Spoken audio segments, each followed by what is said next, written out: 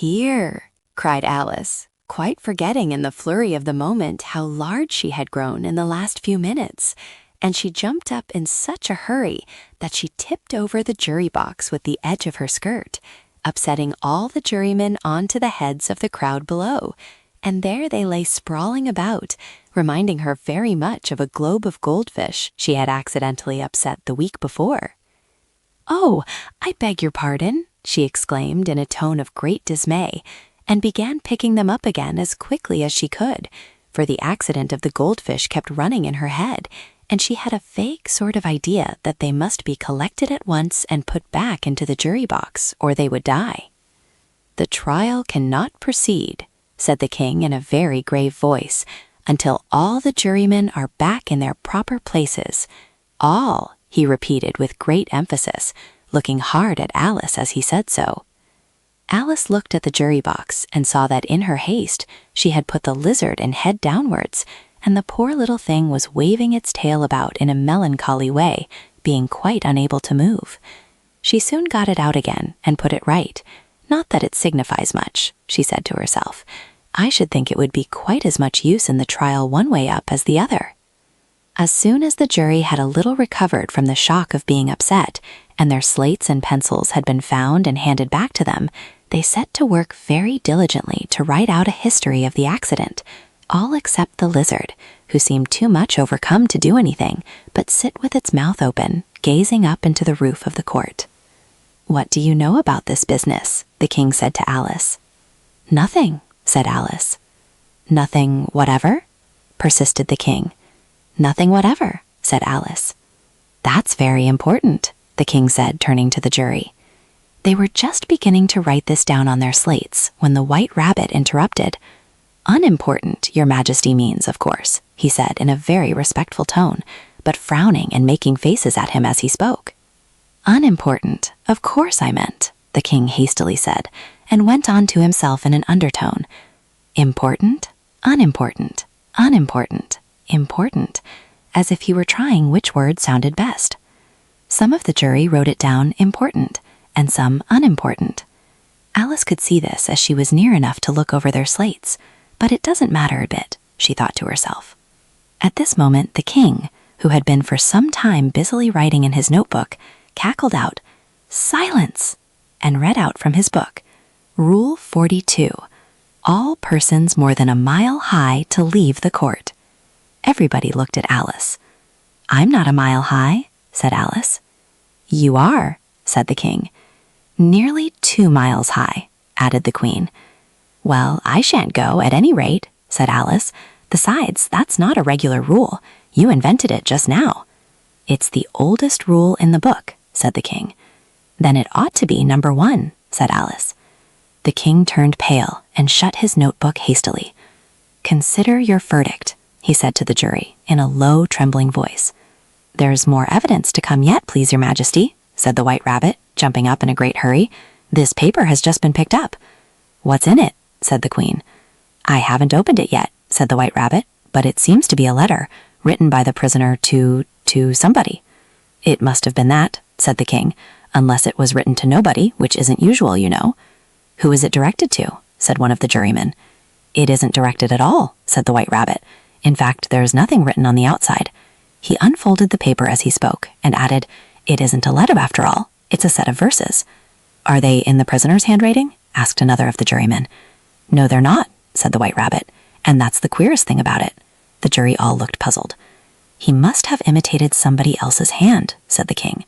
The jury all brightened up again. "Please your majesty," said the knave, "I didn't write it, and they can't prove I did. There's no name signed at the end." "If you didn't sign it," said the king, "that only makes the matter worse." "You must have meant some mischief, or else you'd have signed your name like an honest man." There was a general clapping of hands at this. It was the first really clever thing the king had said that day. "That proves his guilt," said the queen. "It proves nothing of the sort," said Alice. "Why, you don't even know what they're about." "Read them," said the king. The White Rabbit put on his spectacles. "Where shall I begin, please, your majesty?" he asked. "Begin at the beginning," the king said gravely, "and go on till you come to the end. then stop. These were the verses the White Rabbit read. They told me you had been to her and mentioned me to him. She gave me a good character, but said I could not swim. He sent them word I had not gone. We know it to be true. If she should push the matter on, what would become of you? I gave her 1, they gave him 2. You gave us 3 or more. They all returned from him to you, though they were mine before. If I or she should chance to be involved in this affair, he trusts to you to set them free, exactly as we were. My notion was that you had been, before she had this fit, an obstacle that came between him and ourselves and it. Don't let him know she liked them best, for this must ever be a secret kept from all the rest between yourself and me. That's the most important piece of evidence we've heard yet, said the king, rubbing his hands. So now let the jury. If any one of them can explain it, said Alice. She had grown so large in the last few minutes that she wasn't a bit afraid of interrupting him. I'll give him 6pence. I don't believe there's an atom of meaning in it. The jury all wrote down on their slates, she doesn't believe there's an atom of meaning in it, but none of them attempted to explain the paper.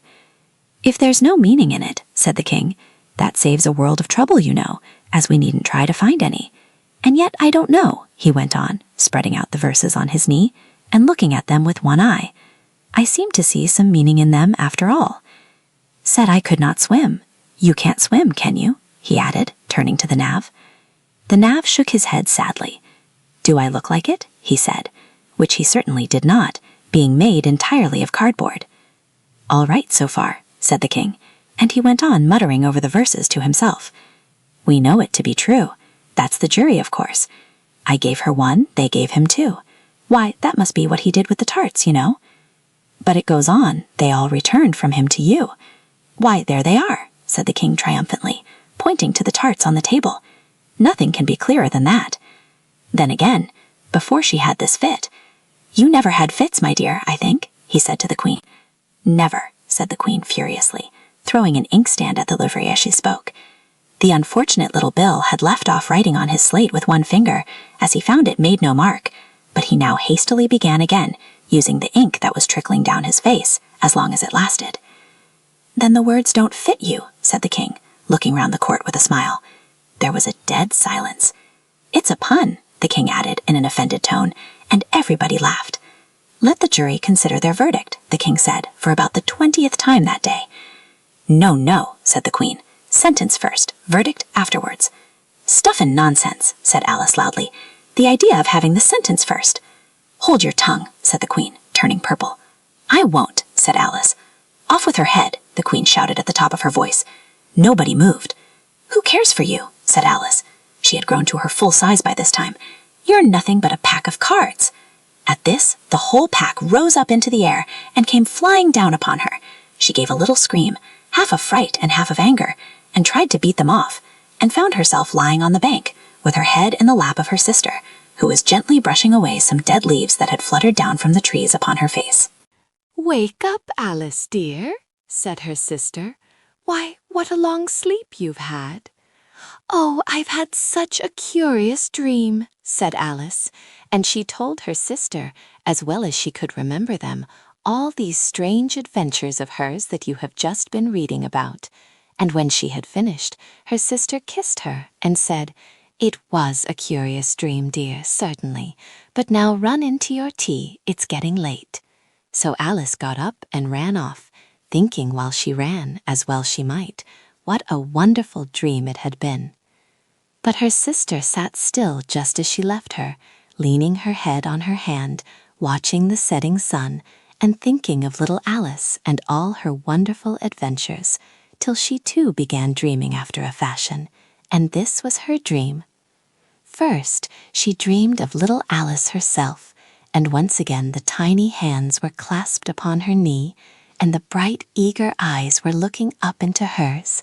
She could hear the very tones of her voice, and see that queer little toss of her head to keep back the wandering hair that would always get into her eyes. And still as she listened, or seemed to listen, the the whole place around her became alive with the strange creatures of her little sister's dream. The long grass rustled at her feet as the white rabbit hurried by. The frightened mouse splashed his way through the neighboring pool. She could hear the rattle of the teacups as the March Hare and his friends shared their never-ending meal, and the shrill voice of the Queen ordering off her unfortunate guests to execution. Once more the pig baby was sneezing on the Duchess's knee, while plates and dishes crashed around it. Once more the shriek of the griffin, the squeaking of the lizard's slate pencil, and the choking of the suppressed guinea pigs filled the air, mixed up with the distant sobs of the miserable mock turtle. So she sat on with closed eyes, and half believed herself in Wonderland, though she knew she had but to open them again, and all would change to dull reality. The grass would be only rustling in the wind, and the pool rippling to the waving of the reeds. The rattling teacups would change to tinkling sheep bells, and the Queen's shrill cries to the voice of the shepherd boy, and the sneeze of the baby, the shriek of the griffin, and all the other queer noises would change, she knew, to the confused clamor of the busy farmyard, while the lowing of the cattle in the distance would take the place of the mock turtle's heavy sobs.